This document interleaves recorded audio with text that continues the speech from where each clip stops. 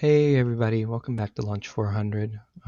Week 7, we have finally moved into the second half of the semester. I know it's moved by really fast, but I'm sure we've all been enjoying ourselves. I'm back with you all. Unfortunately, Dr. Panda, as a result of some unforeseen circumstances, isn't going to be able to present anymore. Just to touch on it really quickly, the midterm will be graded by the end of this weekend. Grades will not be curved, but the final grades will be, so there's no need to worry about the raw score on this one affecting you too much. Assignments for last week will also be graded by the end of the weekend, given that they've been submitted. Of course, there's a late penalty if you don't, and I believe that by the time this lecture is uploaded, the first of the two assignments will already have been past due. Let's get started. So at this point, everybody's familiar with our very wise and influential professor, Dr. Panda. And I'm sure that we all have felt a real connection with Dr. Panda over the past few weeks.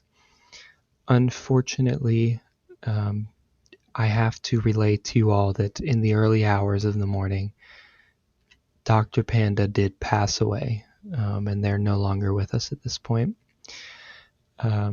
This is devastating to me. I'm sure it's devastating to all of you. And really to communities around the world. This has just caused really major shifts in sentiments around the world. I mean, Dr. Panda was very influential across really just global relations, so who knows where this will go.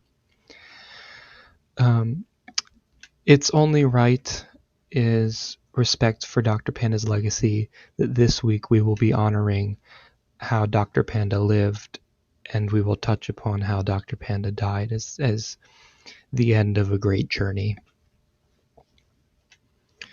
Dr. Panda was many things, a professor first and foremost, but of course that wasn't all Dr. Panda. Dr. Panda was an athlete.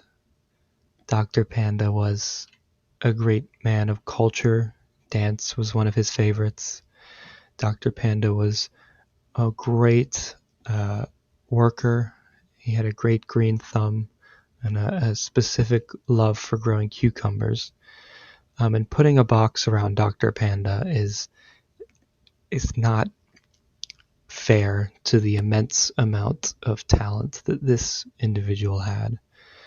But of course, looking at all these extra elements, Dr. Panda was an educator first and foremost. It was his first love, and I'm sure that being able to teach you all over these past few weeks has been a pleasure for Dr. Panda.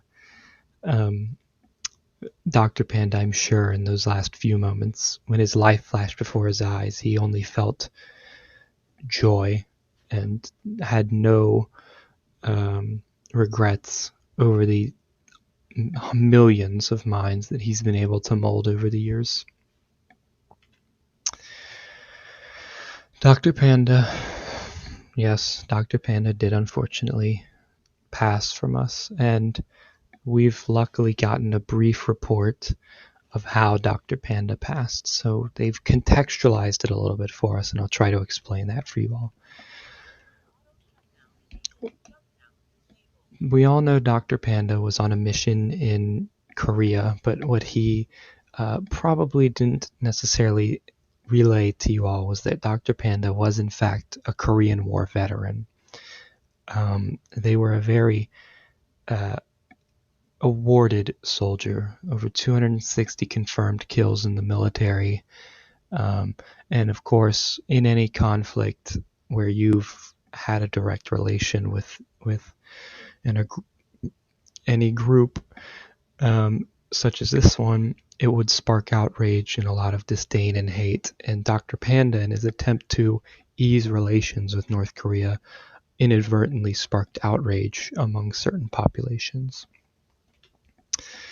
While Dr. Panda was performing peace talks with certain higher-up individuals of North Korea's regimes, there were smaller groups of less satisfied soldiers with the presence of Dr. Panda, and these groups moved on to Dr. Panda when they least expected it and took advantage of that lack of, how should I say, lack of vigilance to do what happened to Dr. Panda.